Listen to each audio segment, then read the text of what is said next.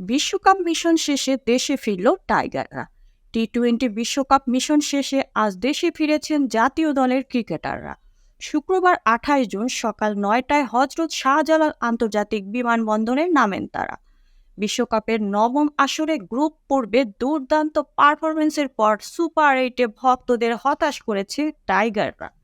তারপরও এই আসরের টি-20 বিশ্বকাপে বাংলাদেশের সবচেয়ে সফল বিশ্বকাপ।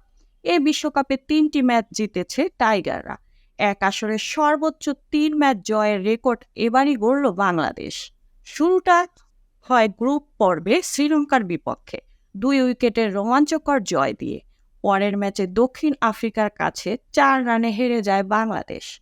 গ্রুপ পর্বে শেষ 2 ম্যাচে নেদারল্যান্ডস এবং নেপালকে হারিয়ে টাইগাররা নিজেদের টি-20 বিশ্বকাপে দ্বিতীয়বারের মতো সুপার 8 নিশ্চিত করে। গ্রুপ পর্বের সবগুলো মন্থর উইকেটে খেলেছে বাংলাদেশ, যা অনেকটাই ঘরের উইকেটের মতো। ম্যাচগুলোতে বোলারদের মোটামুটি সফলই বলা যায়, তবে ব্যাটারদের পারফরমেন্স ছিল খুবই হতাশাজনক। আন্টিগায় অবশ্য ভালো উইকেট পেলেও অস্ট্রেলিয়া ও ভারতের কাছে হেরে যায় টাইগার। এরপরও টুর্নামেন্টের কিছু সমীকরণে বাংলাদেশের সেমিফাইনালে খেলার সুযোগ তৈরি হয়েছিল।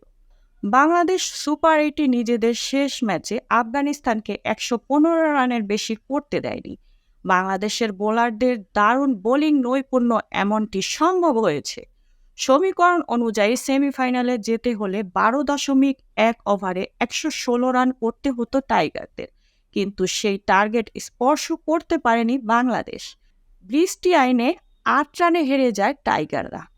আর এই ম্যাচটি দিয়েই বাংলাদেশের বিশ্বকাপ মিশন শেষ হয়। এই ছিল এখনকার প্রতিবেদন। নিত্য নতুন সংবাদ পেতে চ্যানেলটি সাবস্ক্রাইব করুন এবং আমাদের ফেসবুক পেজ ফলো দিয়ে রাখুন। Mukta Parvez, desk report, BE news.